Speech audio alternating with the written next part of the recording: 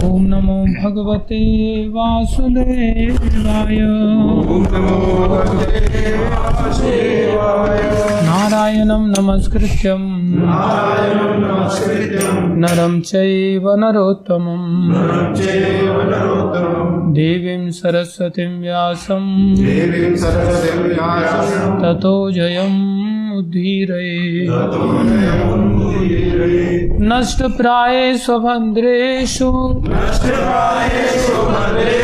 नित्यं भागवत सेवया भगवति उत्तम श्लोके भक्तिर्भवति नैष्ठिकी। श्रीमद् भागवतम स्कंदो अध्याय 2 श्लोक संख्या 11। 10वां हो गया कल 9, 10 2 हुए थे।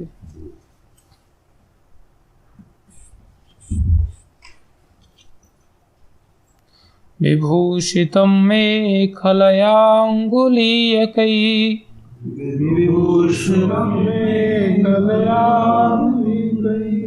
महाधनैर्नूपुरकङ्कणादिभिः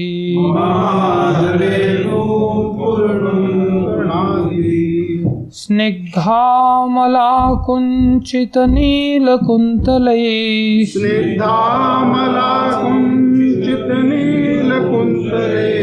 विरोचमानाननहासपेशलम्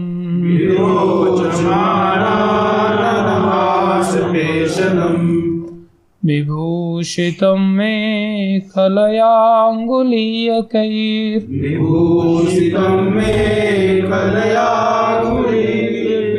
महाधनैर्नूपुरकङ्कणादिभिः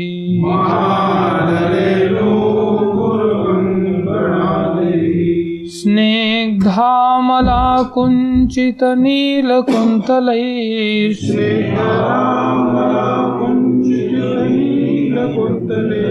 विरोचमानानहासपेशलम् विभूषितं मे खलयाङ्गुलीयकैः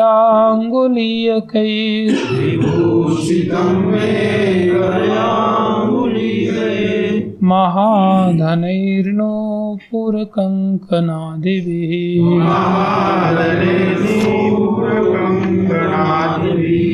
स्निग्धामलाकुञ्चितनीलकुन्तलैः विरोचमानाननहासपेशलम्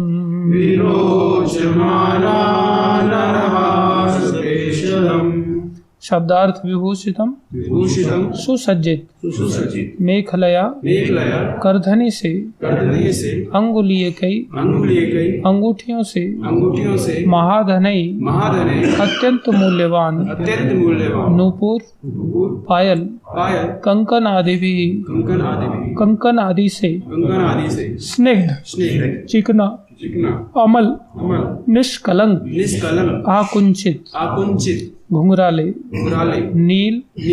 नीले रंग के कुंतलई बालों से विरोचमान अत्यंत सुहावना आनंद मुख हास मुस्कान पेशलम सुंदर।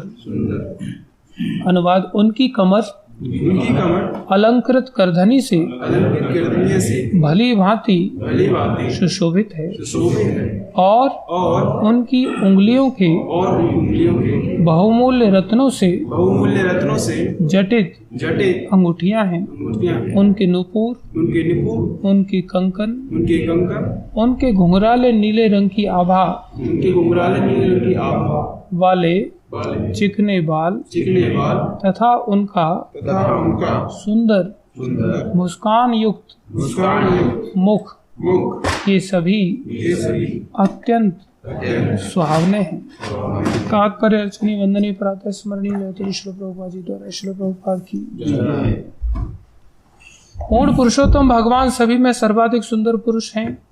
श्रील सुखदेव गोस्वामी उनके प्रत्येक अंग प्रत्यंग के दिव्य सौंदर्य का वर्णन निर्विशेषवादियों को यह पाठ पढ़ाने के लिए करते हैं कि भगवान पूजा की सुविधा के लिए भक्त की कोरी कल्पना नहीं है, अपितु वे यथार्थ में और स्वरूप से परम पुरुष हैं।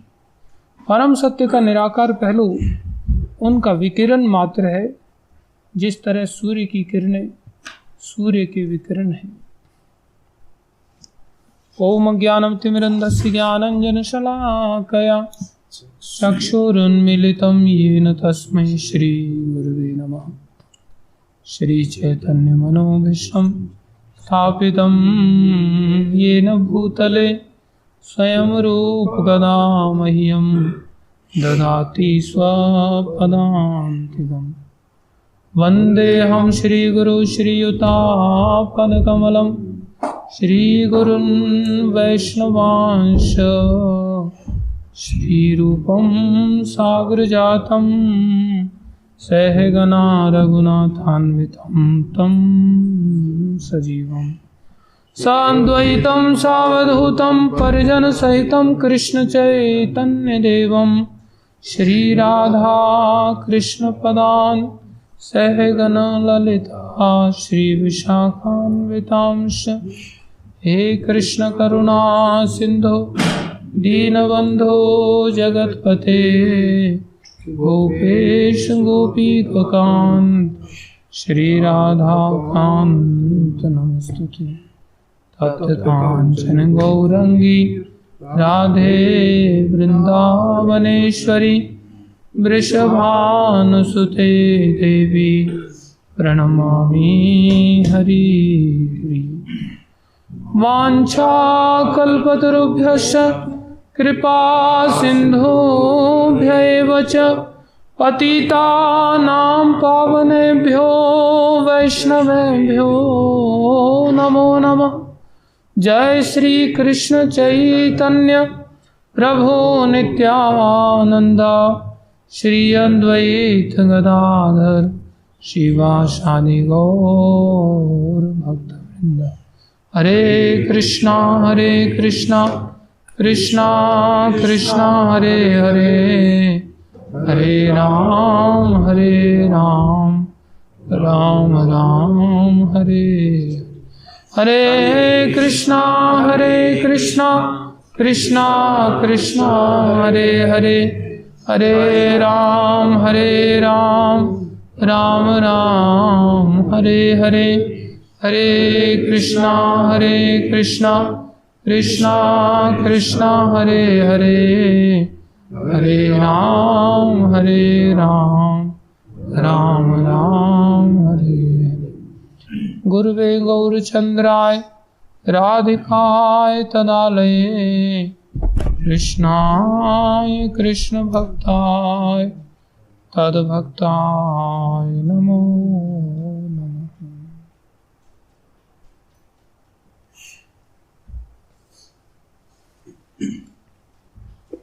हरे कृष्ण। आप सभी भक्तों का माताओं का हार्दिक अभिनंदन है। इधर क्यों नहीं बैठते थे? गुरु वैष्णव की दया से जो कुछ कहें कृपा करके ध्यान से सुनिए।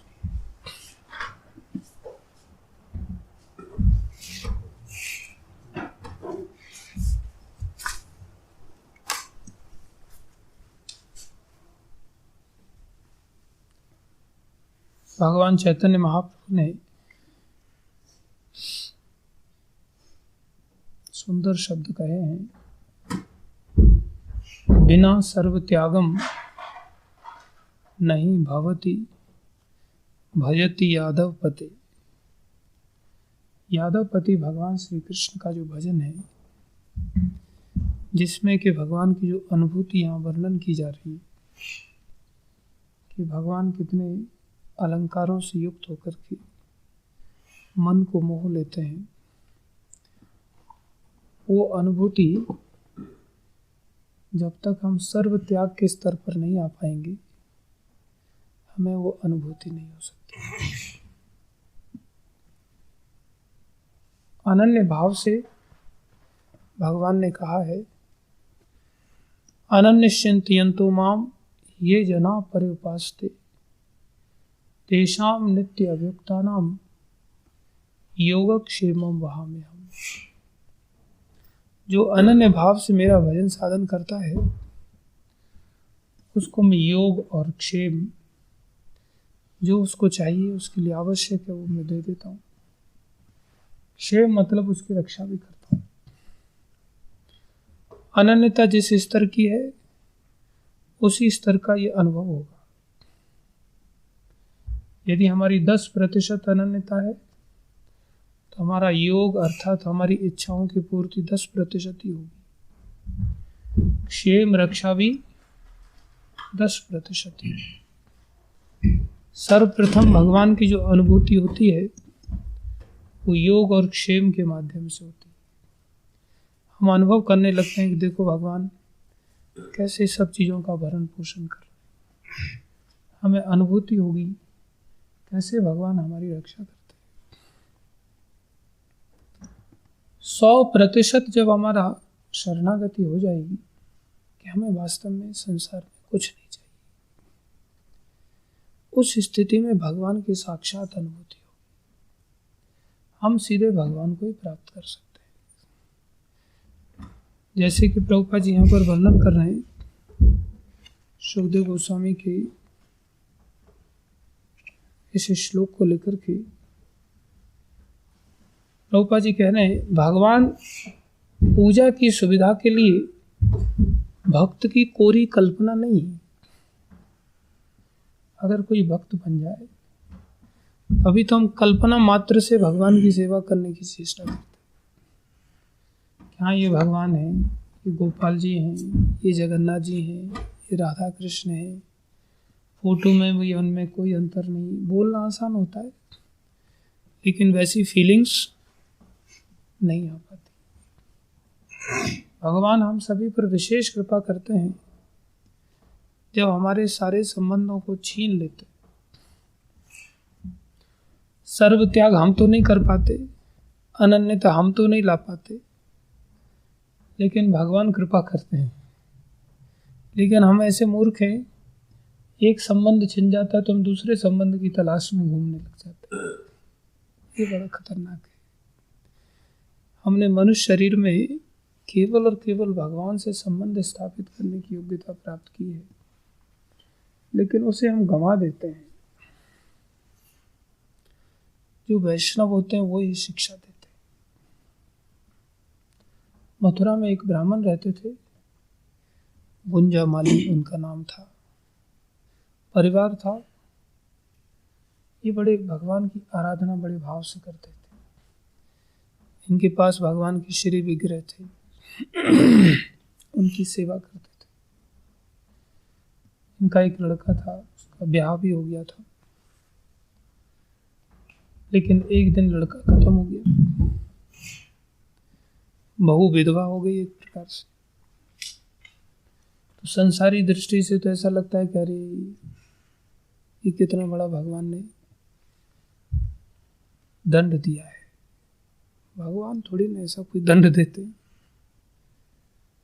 तो बड़े दुखी हुए गुंजा माली जी एक प्रकार से, और बहू को बुला करके बोले, बेटा देखो जो कुछ भी धन संपत्ति है ये सब अब तुम्हारा है।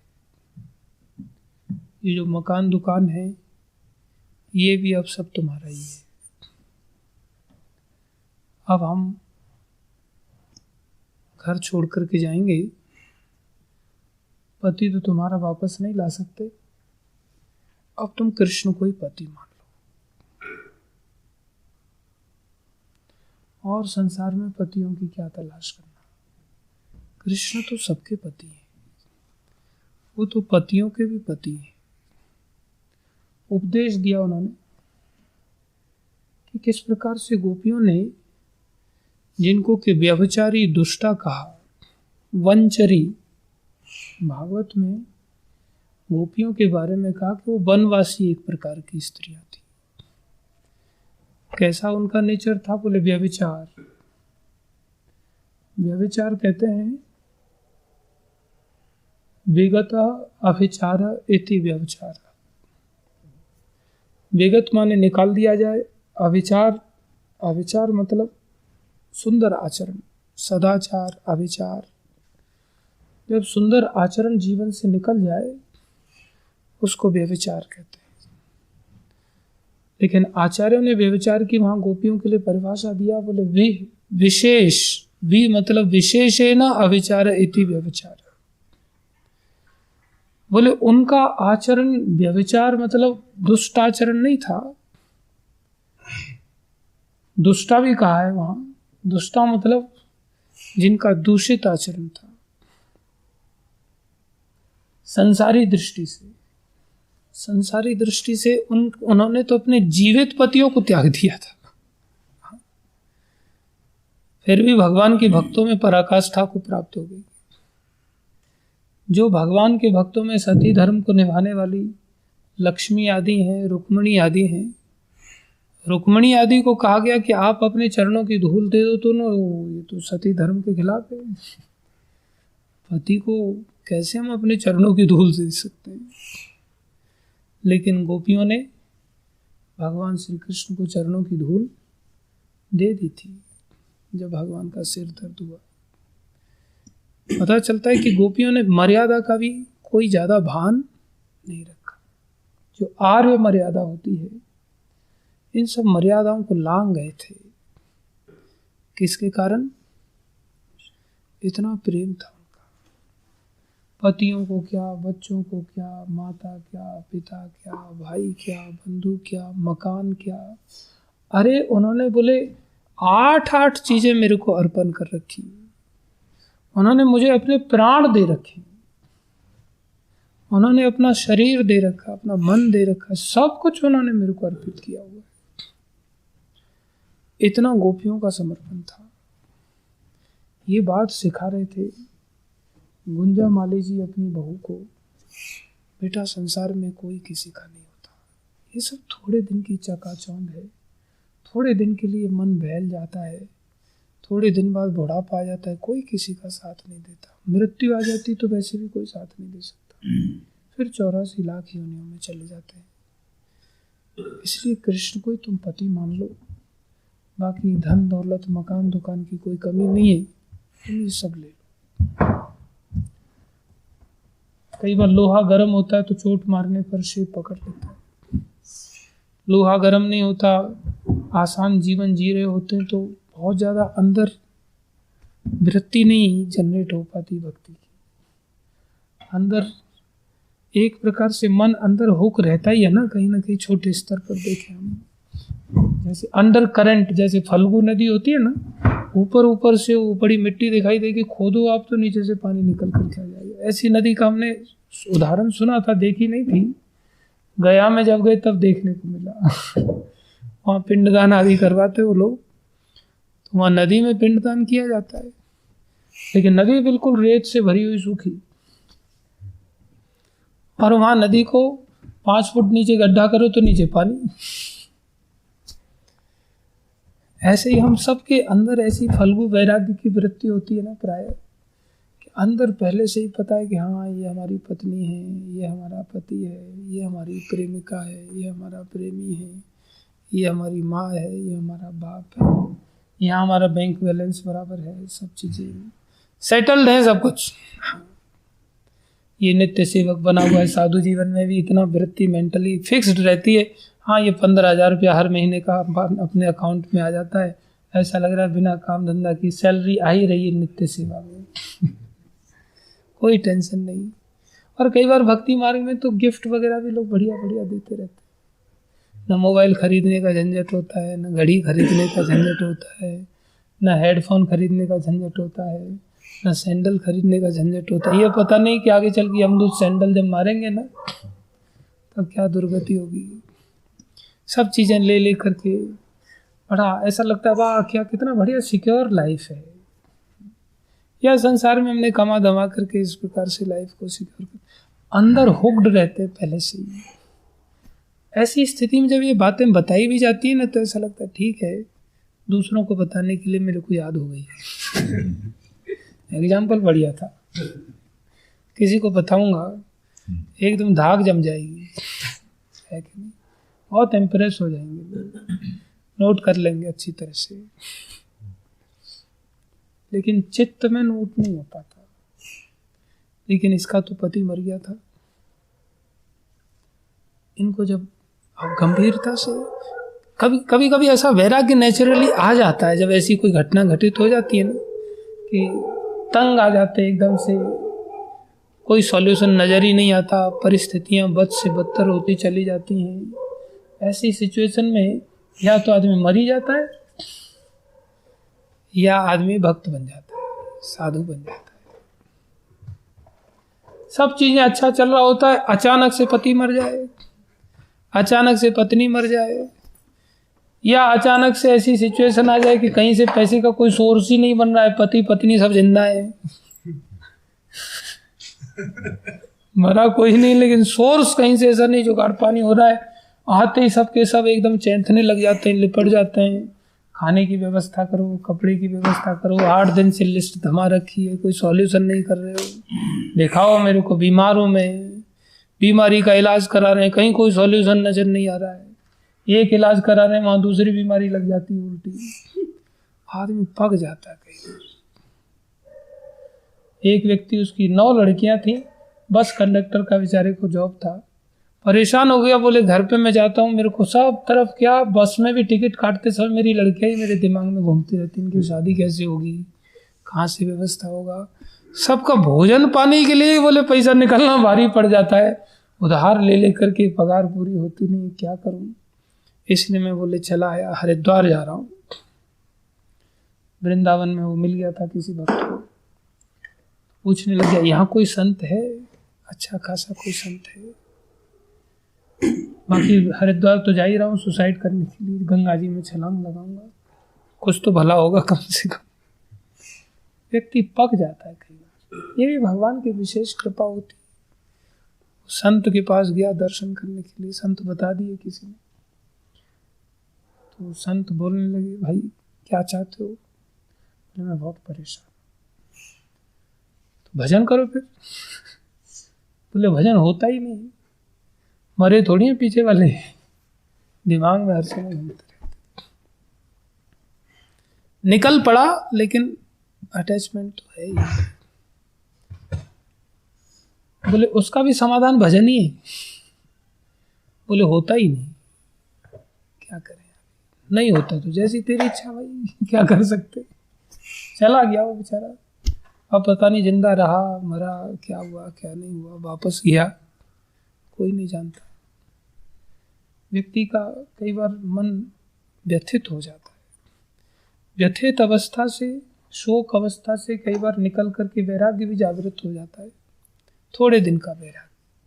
और जब वैराग्य लेकर के कई बार लोग निकल भी जाते हैं और फिर वो संसार छूट जाता है, जैसे पिछले जन्म का संसार छूट गया, ऐसे ही फिर हम संसारी दृष्टि से कई बार सो भक्ति बहुत बड़ी है इसलिए संसार को छोड़ो, भक्ति को पा लेते हैं। भगवान को पाने के लिए तो सबने बहुत सारी चीज़ों का त्याग किया है, इसलिए छोड़ो इन सब चीज़ों को, और छोड़ करके भजन करने लग जाते हैं। सब चीज़ें पुरानी भुला देते हैं कि हाँ हमारी पत्नी भी थी, हमारी माँ भी थी, हमारे पिता भी थे, हमारे बच्चे भी थे, हमारा ये भी था वो भी था। ठीक है, भुलाया जा सकता है श्री कृष्ण के लिए। ये तो सर्वाणी कर्माणि मयि सन्न्यस्य मत्परा, सारे कर्मों का त्याग किया जा सकता है यदि कोई मेरे परायण हो तो। ये मौका मिलता है, लेकिन जैसे हम पिछले जन्म को भूल जाते हैं, ऐसे इस जन्म का भी पिछला संसार कई बार भूल करके आ जाते हैं। लेकिन जहाँ जाते हैं वहाँ भी तो पैसा होता है, जहाँ जाते हैं वहाँ भी तो स्त्रियाँ होती हैं, जहाँ जाते हैं वहाँ भी तो पुरुष होते हैं, जहाँ जाते हैं वहाँ भी तो धन दौलत होता है। वहाँ पर भी एक नया संसार फिर से बीजारोपण हो जाता है, पता ही नहीं चलता है, और फिर कृष्ण को बुला देते। ये माता जिनके पति खत्म हो गए समझा रहे हैं, बोले कृष्ण को पति बना लो। और जब ऐसा कहा तो बोले बेटा धन मकान इन्होंने जब चीज़ों को सीखा तो ऐसा घर में हृदय में सीख लिया कि अरे आप मुझे अगर देना ही चाहते हैं और बता ही रहे हैं आप कृष्ण को पति बना लो, तो फिर मैं इस धन का क्या करूंगी? कृष्ण आ गए तो फिर धन तो राख है, मिट्टी है। कृष्ण के लिए ही तो भगवान ने, महाप्रभु ने कहा न धनम। अगर हमें ये बात समझ में आ गई वास्तव में, तो फिर धनम किस लिए? अगर ये लिटरली बात समझ में आ गई कि फिर मकान दुकान किस लिए? क्या कृष्ण कोई कमी रखेंगे? हम लोगों के मन में ये बात अभी घर कहाँ की रहती है। हमें तो कहीं से धन प्राप्त हो जाए तो दिन भर धन ही घूमता रहता दिन।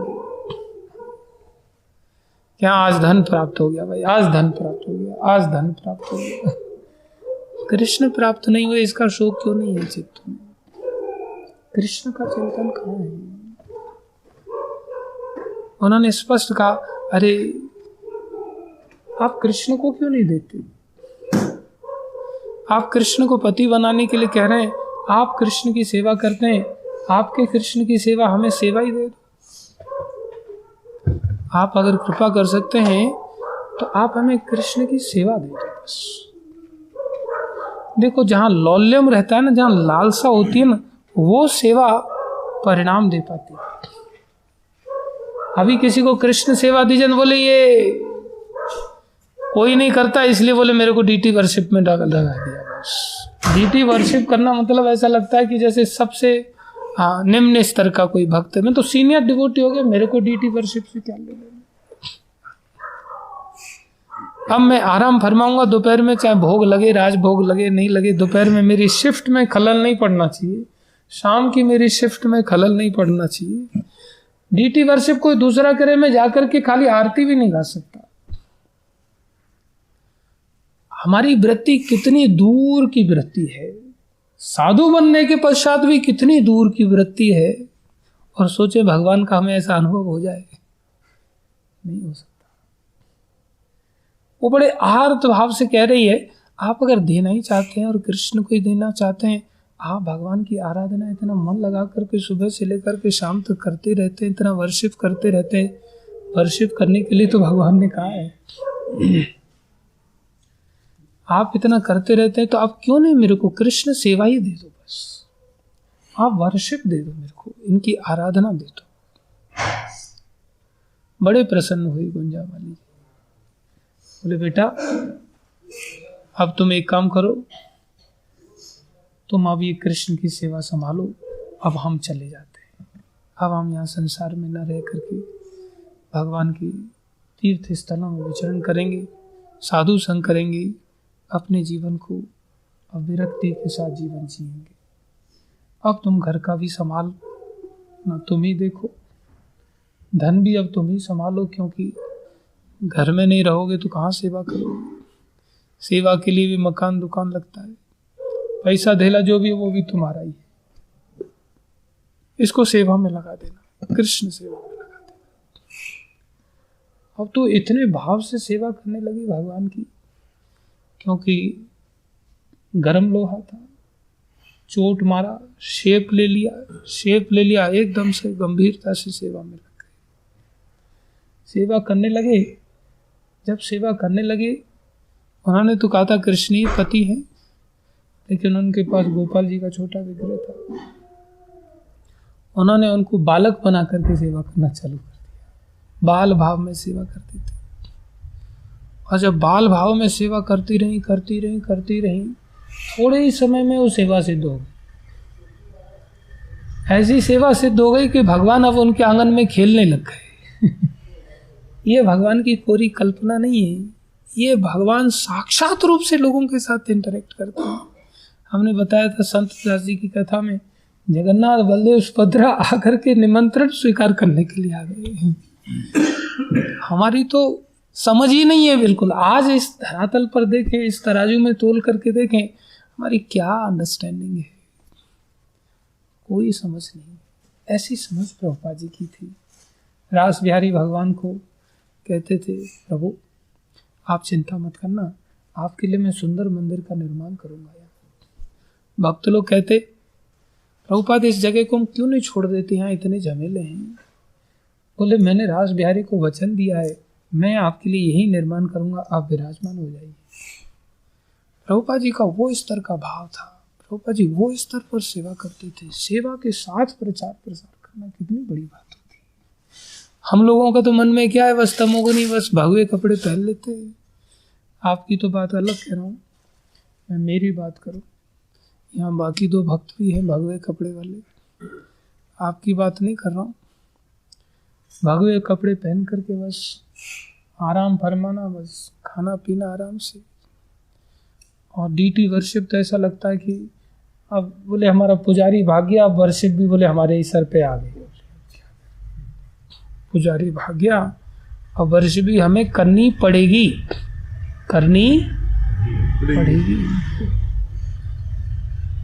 और उधर पत्नी कह रही है, उनकी बहू कह रही है, पिताश्री आप प्राणों की तरह इनको प्यार करते हैं, आप अगर देना ही चाहते, मैं जानती हूँ कि आपके लिए कठिन होगा देना, लेकिन आप देना ही चाहते तो आप ठाकुर जी को दे दो, हमें सेवा कर। भाषण देना अलग बात है, ये कथा हम सुना रहे हैं, लेकिन हमारा ही वृत्ति ऐसी नहीं बन पाई तो हम आपसे कैसे कहेंगे कि आप लोगों की ऐसी वृत्ति बन जाए। ऐसा ऊंचा भाव, ऐसा ऊंचा भाव, भगवान की सेवा, बस नवदा भक्ति, इसको पांचरात्रिक विधि कहते हैं। ये भी आवश्यक है। भागवत विधि, पांचरात्रिक विधि दोनों एक साथ चलनी चाहिए। प्रभुपाद जी ऐसा वर्णन करते हैं।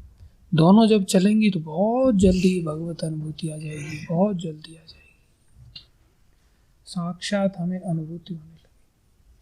अब भगवान खेल रहे हैं और ये भगवान को लाड़ लड़ाती है, और भगवान को बाल लीला है तो बाल लीला में तो सारे खेल खेलते हैं, तो घर से बाहर भी निकल जाते हैं, और घर से बाहर निकल करके अड़ोस पड़ोस के बच्चों के साथ खेलते हैं। धूल मिट्टी बहुत बढ़िया लगती है भगवान को, ब्रज में तो भगवान को वैसे ही मिट्टी बढ़िया लगती है। मिट्टी बढ़िया लगती है तो बच्चे लोगों के साथ मिट्टी के अंदर खेलने लग जाते हैं। बच्चे लोग बाकी अड़ोसी पड़ोसी इनके ऊपर धूल डालने लग जाते हैं। बचपन में आप लोगों ने खेला हो कभी, मिट्टी के ढेल उठा उठा करके एक दूसरे पर निशाना लगाने की चेष्टा करते हैं बच्चे लोग। ठाकुर जी पे वो लोग निशाना लगाने की चेष्टा करते हैं, इधर भगवान भी मिट्टी के ढेल उठा उठा करके उनके साथ निशाना लगाते हैं, धूल डालते हैं। जैसे धूल डालते हुए माता आकर के बाहर आकर के देखती, उन्होंने एकदम से डांट फटकार लगा दी, अरे खेचू, धूल डाल रहा है ठाकुर जी के ऊपर, लाला के ऊपर धूल डाल रहा है। ब्रज में ऐसे नाम होते हैं, रहता, पैता, खेचू, पलटू। वहां पर कोई ऐसा थोड़ी कोई अलग सभ्यता हो, तो वंचर की सभ्यता है हमारी, अलग ही वृत्ति है। वहां बड़े भाव में रहने वाले लोग, बोले खेचू सकलना तो दिख रही, चल जाए यहाँ पे। ठाकुर जी को लेकर के एकदम धूल फूल सब झाड़ा, तेरे को भी अंदर रहने में बड़ी दिक्कत आती, बाहर निकल जाता, चल अंदर चल, नहा धो, चल नहला धुला करके ठाकुर जी को बढ़िया श्रृंगार झंगरिया वगैरह पहना करके बिठा करके चल ले, खा ले। अब भगवान खा नहीं रहे, भगवान रोने लग गए। बोले क्या दिक्कत है, अब खाते क्यों नहीं? बोले मैं नहीं खाऊंगा। रूठ गए। बोले क्यों? बोले मैं खेलूंगा कैसे, अब तुमने उन सबको भगा दिया, उन्हीं के साथ तो खेलो। बच्चों को खेलना तो बहुत पसंद होता है। दशरथ महाराज भोजन के लिए भगवान राम को बुलाते हैं, बेटा राम इधर आ जाओ, भोजन कर लो। कौशल्या माता बुलाती है, राम, और राम जी बच्चों के साथ खेलने में मस्त है।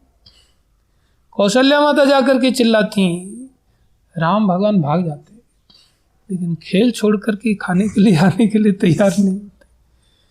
खेलना भगवान को इतना अच्छा लगता है। अब भगवान खेल रहे हैं, लेकिन यहाँ बंद हो गया खेल अचानक से। माता पे ही नाराज है, बोले नहीं मेरे को खेलना है, मैं खेलूंगा नहीं तो बोले जीऊंगा कैसे, तो मर जाऊंगा खेल के, इसलिए मेरे को जीना है, मेरे को उन मित्रों को बुला के लाओ, मैं उन लोगों के बिना नहीं रह सकता।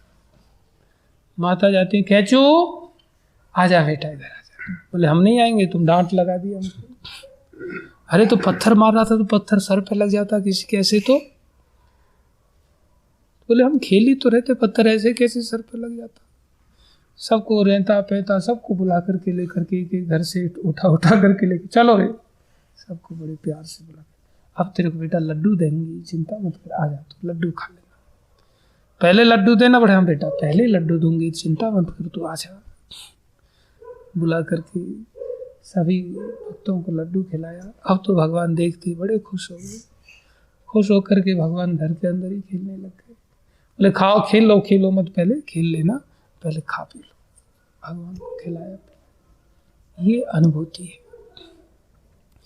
ये अनुभूति पाने के लिए मनुष्य शरीर मिला है, लेकिन हम तो स्त्री अनुभूति की लालसा में डूबे रहते हैं, बस खोए रहते हैं, बस रात दिन मोबाइल में घुसे रहते हैं। रात दिन पुरुष अनुभूति करना चाहती है स्त्री, स्त्री को निरंतर पुरुष का चिंतन सताता है, पुरुष को निरंतर स्त्री का चिंतन सताता है, लोभी को निरंतर लोभ धन का चिंतन सताता है। कामुका कामिनीमयम लुब्धा धनमयम सर्वम, लोभी को निरंतर धन धन धन धन, जैसे धन उसको मौत से बचा लेगा, धन उसको 84 लाख होने से बचा, कितना तड़पना पड़ेगा इसका हम अनुमान नहीं लगा सकते। ये बस थोड़े समय का इतना तीव्र आकर्षण होता है कि व्यक्ति अंधा हो जाता है। बोले क्या करता है जीव, चबाए हुए को फिर से चबाता है, चबाए हुए को फिर से चबाता है। हर शरीर में इन्हीं आहार निद्रा भय मैथुन को चबाया है, हर शरीर में, हर संबंध ने इन्हीं आहार निद्रा भय मैथुन के कारण जहां जहां हमने संबंध स्थापित किए, उस सब संबंधों ने हमें परेशान किया, कष्ट दिया। ये सब कष्ट के कारण होते। कष्ट देने के बाद हम एकदम से तिल मिला जाते हैं, तिल मिलाहट के कारण हम छोड़ भी देते हैं, लेकिन छोड़ने के पश्चात फिर सामने जब कुछ दिखाई देता तो फिर मन उसी चबाए हुए को चबाने के लिए चला जाता है। जिसको हमने घृणा पूर्वक थूक दिया था, उसी थूक को फिर से चाटने के लिए आदमी चला जाता है। ये मन की भटकना है। क्यों ऐसी भटकना हो जाती है? जब हम अपने जीवन को भगवान की सेवा में एंगेज नहीं कर पाते। निश्चित भटक जाएगा, निश्चित भटक जाएगा, कोई नहीं रोक पाएगा। इसलिए भैया ऐसा डीलक्स गाड़ी में मत बैठना, ऐसा सीनियर डिवोटी मत बन जाना कि भगवान की सेवाओं से ही हम विरक्त हो जाएंगे। ऐसा बेस का निर्माण मत कर लेना कि वहाँ बेस में बढ़िया रूम बन गया, बढ़िया गद्दा लग गया, तकिया फकिया सब सेट हो गया, सब अरेंजमेंट सेट हो गया, बेस के मालिक बन गए।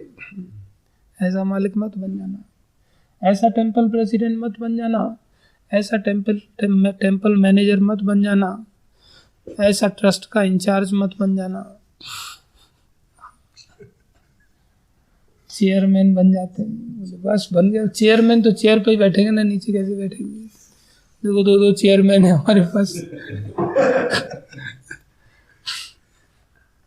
अब ये मेरे नक्शे कदम पर पीछे चलने का प्रयास कर रहे, बोले आप खुद तो महंत बन करके बैठ करके सिंहासन पे बैठे, सिंहासन, शेर के जैसा आसन आपने शाही अंदाज में ग्रहण कर लिया, हमें चेयरमैन भी नहीं रहने देंगे क्या?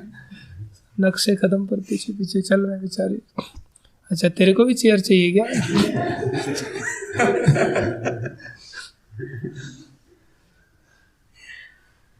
तो जीवन में हम सब भटक जाते हैं, बड़ा सहज हो जाता है भटकना, क्योंकि हम जैसे ही चेयरमैन बनते हैं फिर उठना बहुत भारी पड़ जाता है, सेवाएं करना बहुत भारी हो जाता है, एंगेज रहना जीवन में बहुत भारी हो जाता है। नित्य प्रति जितना हम एंगेज रहेंगे ना, तभी हम बच पाएंगे, और तभी ऐसा स्वाद मिलेगा, तभी हम भगवान के साथ इस अनुभूति को प्राप्त कर पाएंगे।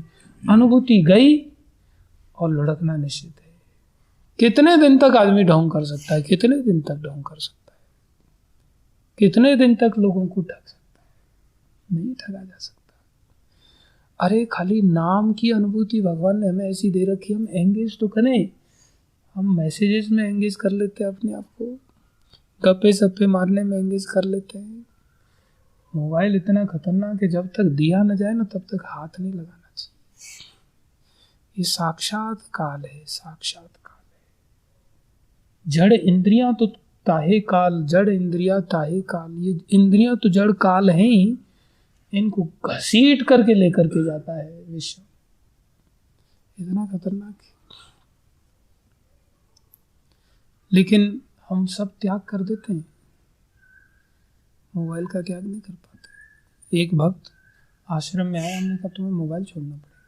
देखो तुमने सब छोड़ दिया, माँ छोड़ा, पिता छोड़ा, भाई छोड़ा, बंधु छोड़ा, मकान छोड़ा, धन दौलत, नौकरी चाकरी छोड़ दिया। अच्छा तुम क्वालिफाइड इंजीनियर है, पढ़ा लिखा है, आश्रम में रहना है तो तुम्हें मोबाइल छोड़ना पड़ेगा। वो दूसरे दिन कब गायब हो गया आश्रम से पता ही नहीं चला। आदमी सब छोड़ सकता है लेकिन मोबाइल नहीं छोड़ सकता। आदमी, मैं मोबाइल का दुरुपयोग थोड़ी करता हूँ, मोबाइल का तो कितना जरूरी उपयोग है। अरे तुम वैष्णवों से भी ऊपर, गुरुजनों से भी ऊपर बढ़ करके चला गया कि इतना सदुपयोग करने की वृत्ति आ गई तुम्हारे अंदर। तुम्हारे अंदर हृदय में खुद तो भगवत अनुभूति आई नहीं, तुम दूसरों को भगवत अनुभूति देने के लिए क्या चलाओ। बड़ा खतरनाक है, तोड़ देना चाहिए। जैसे एक कैसेट मेरे को बहुत परेशान करती थी, मैं बहुत गाने सुनता था और सब कैसेट में, जब मैं भक्तों के संपर्क में आया, सब कैसेट मैंने ख़त्म कर दिया। लेकिन एक पुराने गाने की ऐसी सुंदर कैसेट थी, वो मैं नहीं छोड़ पाता था और फिर मैं उसको निकाल करके सुनता रहता था। एक दिन मैंने उसको डबल बेड के नीचे फेंक दिया हॉस्टल में, वहाँ से कम निकल के तो नहीं आएगी, हाथ में ही नहीं रहेगी। फिर भी एक दिन इतनी तड़प उठी कि मैंने झाड़ू लेकर के उस कैसेट को निकाला अंदर से। झुक करके झाड़ू लेकर के अंदर घुसना पड़ा। झाड़ू भी कमरों में हॉस्टल में रहते हैं तो घिस घिस करके इतना सही बचता है। नया झाड़ू लाते नहीं, उसी से काम चलाते, तो वो भी वहां तक पहुंच नहीं रहा था। तो मेरे को अंदर बेड के नीचे घुसना पड़ा, तो पूरा जाले से खोपड़ी भर गया एकदम से, नीचे जाले लगे थे। लेकिन पूरा कैसेट निकाल लिया था। मेरे कैसेट निकाल करके बजाया, बड़ा संतुष्टि मिला। लेकिन भगवत प्राप्ति तो नहीं कराता।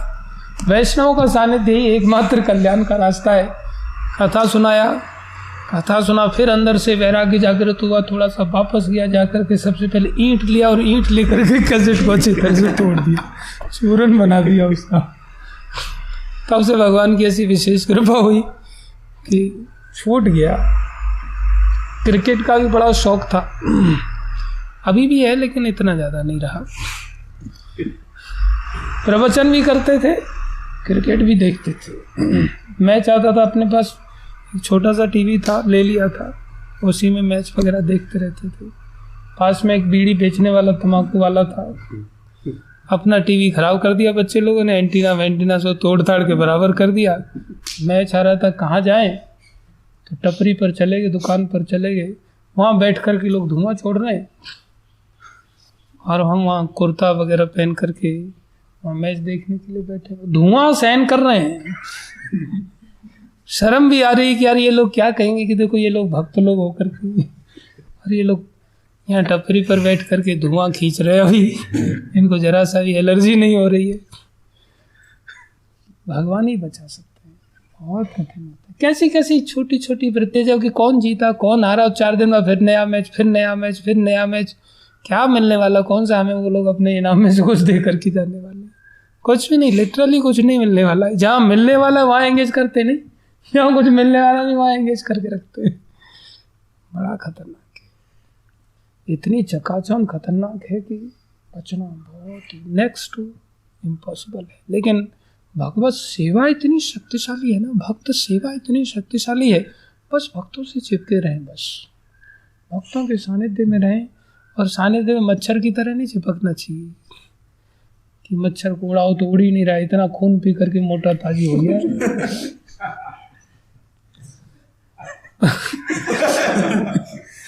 आप लोग किसी मोटे भक्त को देख करके ऐसा मत मन में लाओ।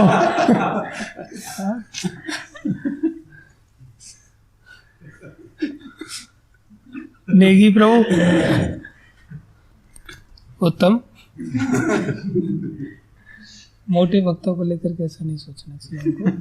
वो तो भगवत प्रसाद पाकर के अच्छे खासे ऐसे हुए, भगवान के प्रसाद में उनका भावना रहा है। एंगेज तो किया है समाउदर, कहीं ना कहीं कम से कम प्रसाद में ही एंगेज रखा है, खूब दबा करके 2-2 घंटे तक खूब रुच रुच के प्रसाद पाए। इसलिए लेकिन वो भी आखिर में अगर भगवत सेवा नहीं किया तो वो भी हमने प्रभुपाद का खून ही पिया है। भगवत सेवा बड़ी चीज है, सेवा होना बहुत जरूरी है। कुछ लोग मोटे नहीं हो इसका मतलब ये नहीं कि वो खून नहीं पीते,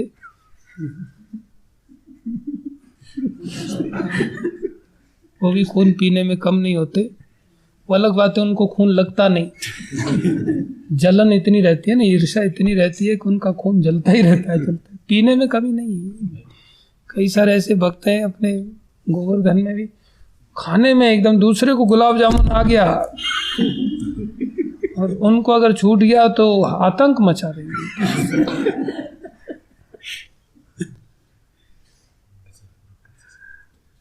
इतना भी खाने को मिल जाता है फिर भी रहते एकदम सूखे से हैं, एकदम से शकल उनकी, सूरत उनकी बढ़ती नहीं बिल्कुल।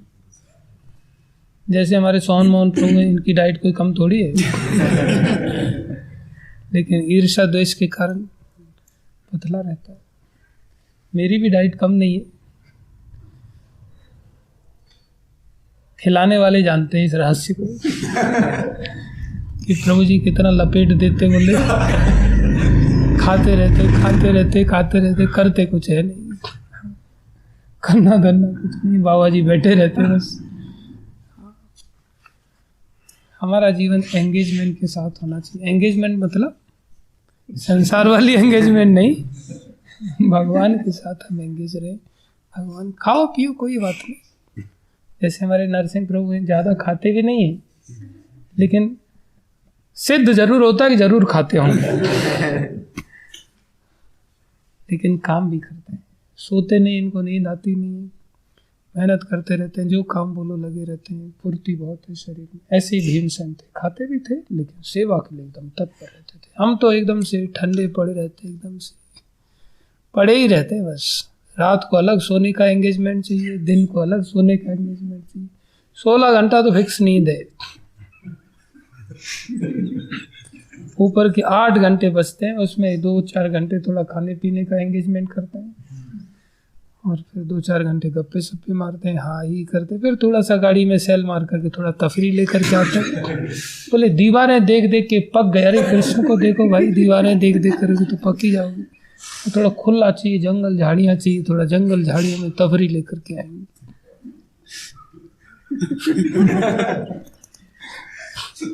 कहाँ जा रहा है? हवा नहीं ले पा रहा है, यहाँ सांस लेना मुश्किल हो रहा है। फिर हमारे लिए भक्ति मार्ग केवल कोरी कल्पना बन जाता है, कोरी कल्पना हमेशा के लिए। 2 साल 4 साल 6 साल, अब कल्पना में कब तक जी सकते हो भाई? फिर जो वास्तविकता में थोड़ा दिखाई देगा, जब कोई वास्तव में है नहीं, वास्तव में होता तो शाश्वत रूप से दिखाई देता। वास्तव में कोई दिखाई दिया, हाँ देखो कितना सुंदर रूप है, सुंदर स्त्री आ गई, बढ़िया सा थोड़ा सा 2-4 गिफ्ट ला करके दे दिया, ओहो कितना प्रेम करती, कितना प्रेम करती। यही अनुभूति बोले वास्तविक है। वो अनुभूति खींच के ले जाती है। 4 दिन बाद बुढ़ापा आ जाता है, सारी झुर्रियाँ पड़ जाती हैं, सब चेहरा लटक जाता है, आकर्षण सारा खत्म हो जाता है। लेकिन हम दूरदर्शी नहीं है ना, दूरदर्शिता है। एक लड़की बड़ी सुंदर थी, हमारा मन उसकी ओर चला गया तो काफी मन चला गया।